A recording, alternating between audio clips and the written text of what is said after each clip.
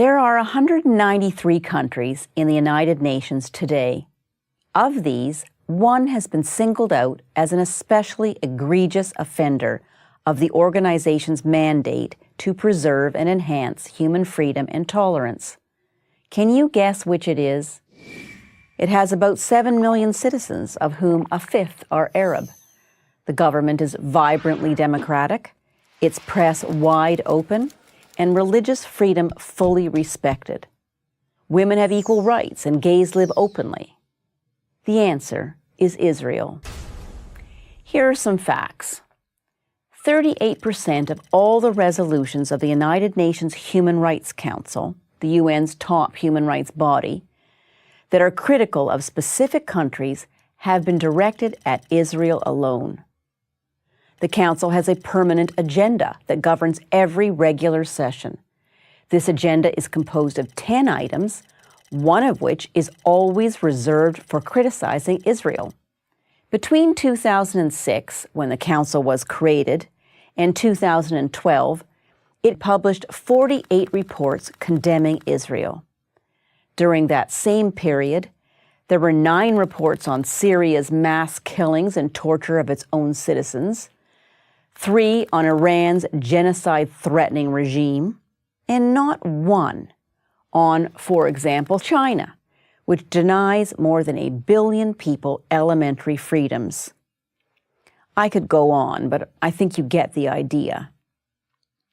So we are faced with a choice. Either there's something very wrong with Israel that I'm not telling you about, or there's something very wrong with the United Nations that you should know about. Let's look into the history of both. First, Israel. Ever since its establishment, voted for by the United Nations, by the way, in 1948, Israel has had to fight its neighbors solely in order to survive. It has endured innumerable acts of terrorism, the most intense from 2000 to 2005, the so-called Second Intifada, in which children and other innocents were blown up in places like pizza parlors and buses and at weddings. It still suffers from rocket attacks against civilians from the Gaza Strip, which is controlled by a terror group, Hamas, whose stated reason for existence is to destroy Israel.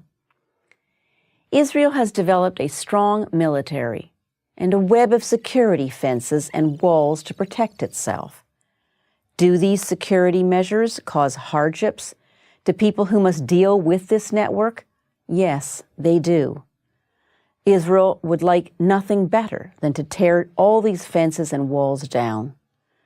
But bitter experience informs it as to what would happen if it did. Is Israel a perfect country? Of course not. But it is one of the freest and most open societies in the world. That's Israel's history. Here's the UN's. In 1949, when the UN admitted Israel as a member state, the UN had 58 member countries and a clear democratic and pro-Western orientation. Today, the UN has 193 member countries, most of which are not even free. Among its many negative changes, the UN changed the principle of self-determination from a post-World War II, post-Holocaust human rights principle to a tool to wield against the West, especially against Israel. This reached its fullest expression at the notorious Durban Conference held in South Africa in 2001. The Durban Conference was billed as a UN World Conference against racism and intolerance, but it turned into an orgy of anti-Israel and anti-Jew propaganda. Of all the bad actors in the world, the final Durban Declaration found one state guilty of racial discrimination. You guessed it, Israel. The Durban Declaration, however, remains to this day the centerpiece of the UN's allegedly anti-racism agenda. There's only one country in the world whose very legitimacy is questioned. Only one country that is openly threatened with annihilation. That country is Israel. And what has the United Nations done about it? Worse than nothing.